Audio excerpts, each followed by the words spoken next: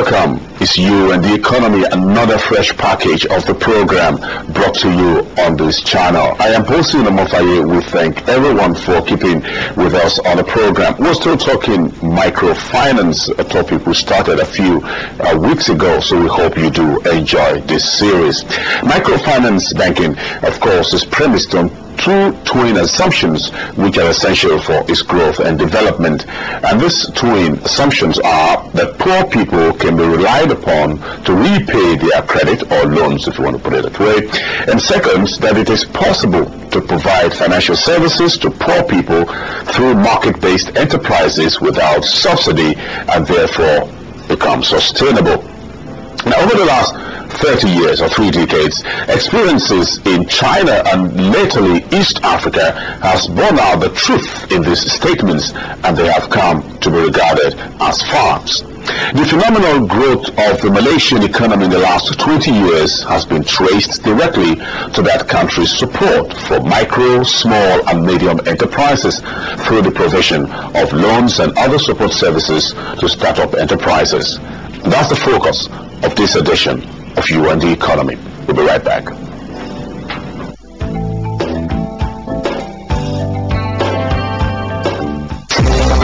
Are you a farmer, carpenter, mechanic, tailor, hairdresser? Do you want to start or expand your micro, small or medium scale enterprise? It is now easy to get loans to start or expand your existing business. The Central Bank of Nigeria has commenced licensing of microfinance banks to help you mobilize money to start or grow your business. Microfinance banks are where you can save, borrow, make payment transfers within the country and enjoy many other financial services for your business. Microfinance banks are to provide financial services to the economically active poor and low-income earners to own and expand their small, micro and medium enterprises. Visit any of the microfinance banks nearest to you today. Your deposits are safe as the bank's deposits are fully insured by the NDIC, and the bank's operations are under the supervision and regulation of the Central Bank of Nigeria. For more information on microfinance banks, visit any of the nearest CBN offices or visit the CBN website www.centbank.org. This message is brought to you by the Central Bank of Nigeria.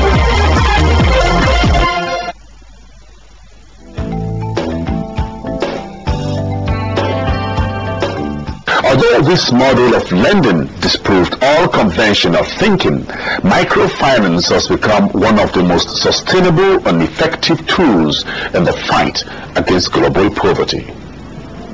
For commercial banks, those are bigger banks because you have savers, you have limited liability companies, you have enterprises that bank with them, and they go for big facilities, okay, which we call loans.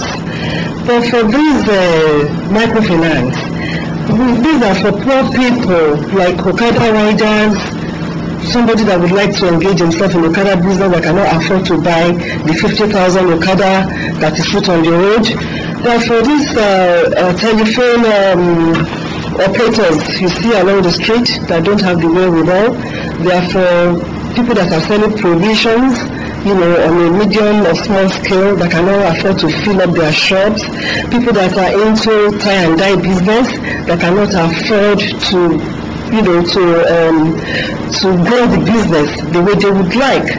So if microfinance bank, we give loans as little as 20,000, 30,000, 50,000 naira to help this group of people. And for some, they don't even have a dime to even start any business at all. So for such people, they are very happy. They are very, very happy. It's just to alleviate poverty in the country. That is just it. Yes. Apart from alleviating poverty, another major thrust of the central bank microfinance policy is to promote synergy and mainstreaming of the informal subsector into the national financial system. Under the existing arrangement, the size of the unserved market is large. The average banking density in Nigeria is a ratio of 1 to 33,000. In the rural areas, that ratio goes as high as one bank to 57,000 Nigerians. Put another way around, out of a population of 140 million, only 35% or 49 million Nigerians have access to banking facilities. 65% or 91 million people do not have access to banks. Also, CBN figures say that by December of 2003, the total money in circulation was put at 502 billion naira.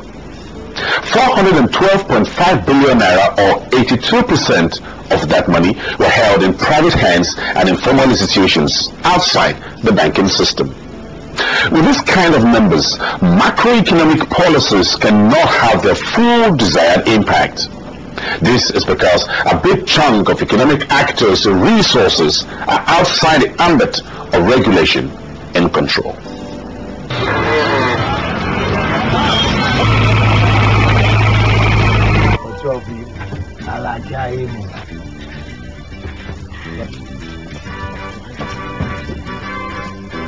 Shama, your money.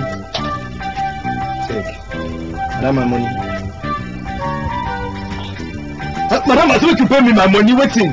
Why you treat our money like this? Our money? I be my money. You know not our identity be this, eh? You must respect them.